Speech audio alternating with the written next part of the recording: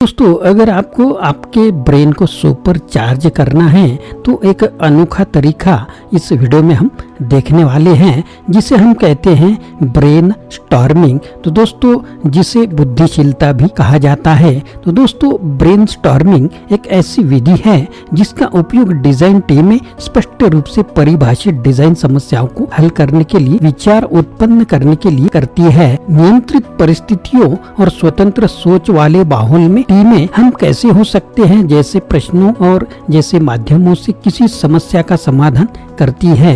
वे विचारों की एक विशाल श्रृंखला तैयार करते हैं और संभावित समाधान खोजने के लिए उनके बीच संबंध बनाते हैं। तो दोस्तों, बहुत ही इंटरेस्टिंग वीडियो होने वाला है। इस वीडियो में हम देखने वाले हैं कि ब्रेनस्टॉर्मिंग यानी बुद्धिशीलता क्या है, बुद्धिशीलता का सर्वोत्तम उपयोग हम कैसे कर सकते हैं, विचार मंथन में कौन सी सावधानी बरतनी चाहिए, एआई के साथ विचार मंथन को कैसे सुपर चार्ज कर सकते हैं और विचार मंथन के बारे में और कुछ महत्वपूर्ण पॉइंट। तो दोस्तों, अगर आप चैनल पर नए हैं तो चैनल को सब्सक्राइब करना ना भूलिए।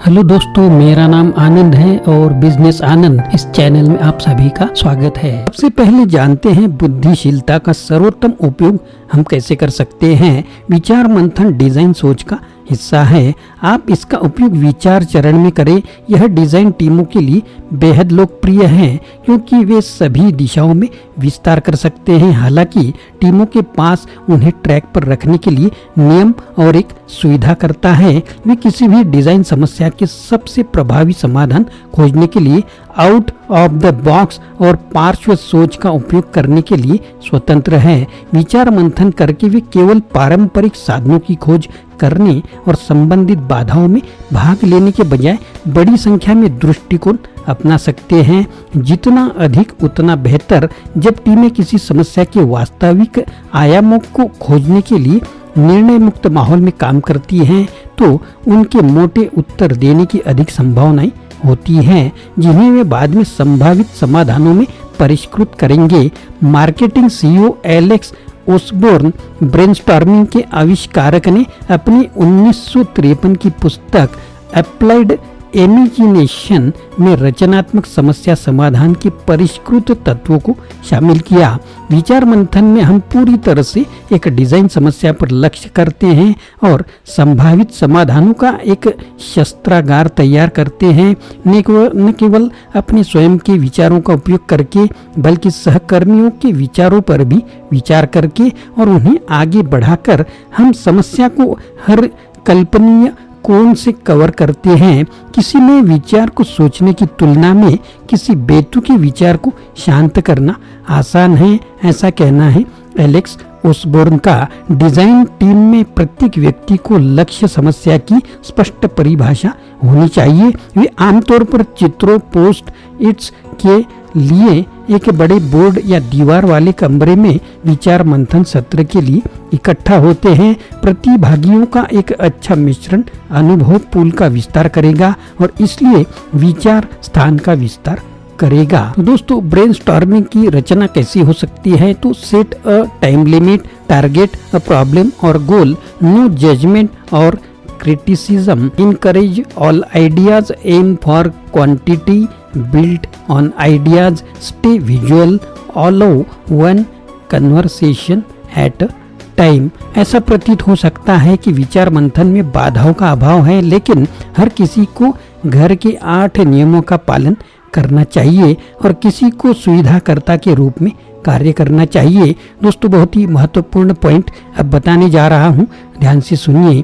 पहला, समय सीमा निश्चित करें। समस्या की जटिलता के आधार पर 15 से 60 मिनट सामान्य है। दूसरा पॉइंट, लक्ष्य समस्या संक्षिप्त से शुरुआत करें। सदस्यों को इस स्पष्ट रूप से परिभाषित प्रश्न, योजना या लक्ष्य पर ध्यान देना चाहिए और विषय पर बने रहना चाहिए। तीसरा पॉइंट है, निर्णय आलोचना से बचे।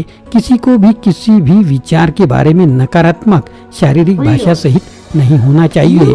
चौथा पॉइंट, अजीब और निराले विचारों को प्रोत्साहित करना। बहुत महंगा जैसे घातक वाक्यांशों पर प्रतिबंध के अलावा फ्लड गेट खुले रखें।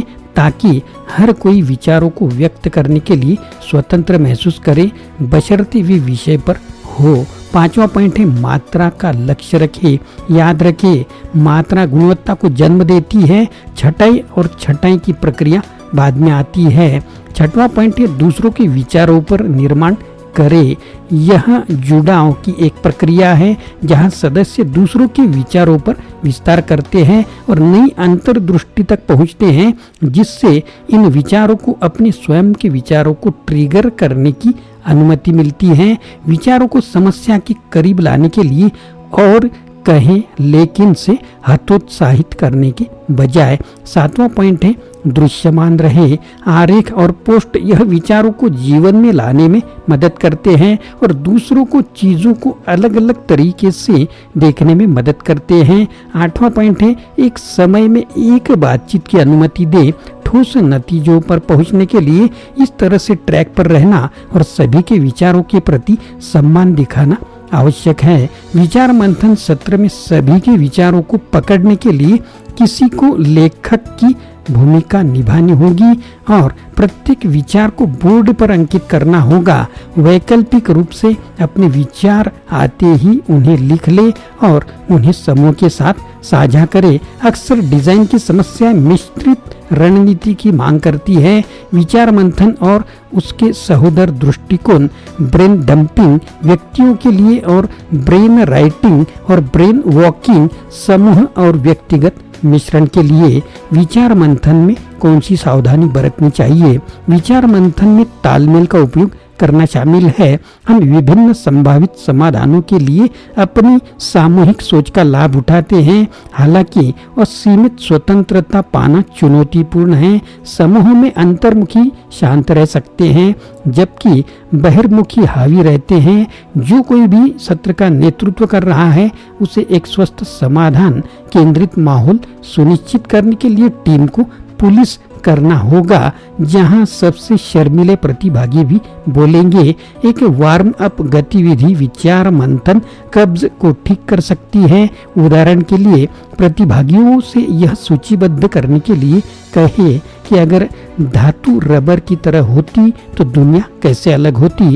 एक और जोखिम यह भी है कि टीम को विषय से भटकने दिया जाए और या अन्य समस्याओं का समाधान किया जाए, क्योंकि हम अपनी डिजाइन प्रक्रिया के किसी भी हिस्से में विचार मंथन का उपयोग कर सकते हैं जिसमें परियोजना के मुख्य दायरे से संबंधित क्षेत्र भी शामिल हो। यह महत्वपूर्ण है कि प्रतिभागी उस हिस्से से संबंधित समस्या से जुड़े रहे जिसे उस बोर्ड ने दृष्टिकोण कहा है। इसी तरह हमें कैसे हो सकता है प्रश्नों के साथ समस्याएं तैयार करके हम याद रखते हैं कि विचार मंथन जैविक और सीमाओं से मुक्त है। कुल मिलाकर आपकी टीम को किसी समस्या को हल करने के तरीकों की तलाश में रहना चाहिए। किसी पवित्र कब्र समाधान का पीछा नहीं करना चाहिए जिसे किसी ने कहीं और विकसित किया है। विचार अयस्क का खनन करना और बाद में उसमें से सुनहरा समाधान परिष्कृत करना है। तो ब्रेनस्टॉर्मिंग का यह वीडियो आपको कैसा लगा जरूर कमेंट बॉक्स में लिखिए। अगर नए हैं तो चैनल को सब्सक्राइब करना ना भूले। आशा करता हूँ दोस्तों यह वीडियो आपको पसंद आया होगा। अगर पसंद आया है तो लाइक करें, शेयर करें, चैनल को सब्सक्राइब करें, अपने दोस्तों को और ग्रुप को भी यह वीडियो फॉरवर्ड करें। फिर से मिलेंगे अगले वीडियो में। आप सभी का वीडियो देखने के लिए बहुत बहुत शुक्रिया।